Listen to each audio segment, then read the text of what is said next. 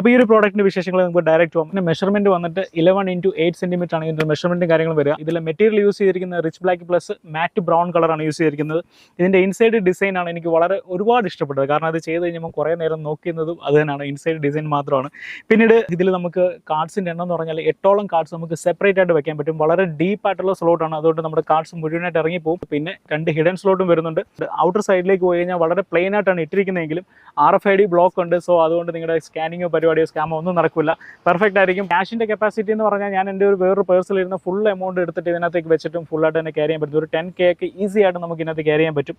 പിന്നെ ഇൻസൈഡിലുള്ള ഈ ഒരു ക്ലിപ്പറിനെ കുറിച്ചാണ് കൂടുതൽ ആൾക്കാരെ സംശയം. ഇത് സ്റ്റെയിൻലെസ് സ്റ്റീലാണ് യൂസ് ചെയ്തിരിക്കുന്നത്. അതിനെ ഞാനൊരു ലെതർ വെച്ചിട്ട് റാപ്പ് ചെയ്തിട്ടുണ്ട്. വേണമെങ്കിൽ നിങ്ങൾക്ക് ഇത് മാറ്റാനും പറ്റും, ഇൻസൈഡ് ചെയ്യാനും പറ്റും. വളരെ ഈസി ആയിട്ട് നമുക്കത് ക്യാരി ചെയ്യാൻ പറ്റുന്നതാണ്. പിന്നെ ഇത് സേഫ് ആണോ എന്ന് ചോദിക്കുന്ന പല ആൾക്കാരുണ്ട്. ആ ഒരു ക്ലിപ്പറിൽ വെച്ച് കഴിഞ്ഞാൽ അത്യാവശ്യം സേഫ് ആണ്. നമ്മളിത് ഒരിക്കലും എടുത്തിരിക്കുന്ന എറിയോ എടുക്കുകയൊന്നുമില്ല. നമ്മൾ അത്യാവശ്യം സേഫ് ആയിട്ട് തന്നെ ആയിരിക്കും നമ്മുടെ വാളറ്റ്സ് യൂസ് ചെയ്യുക. അപ്പോൾ ഇത്രയൊക്കെയാണ് ഈ ഒരു പ്രോഡക്റ്റിൻ്റെ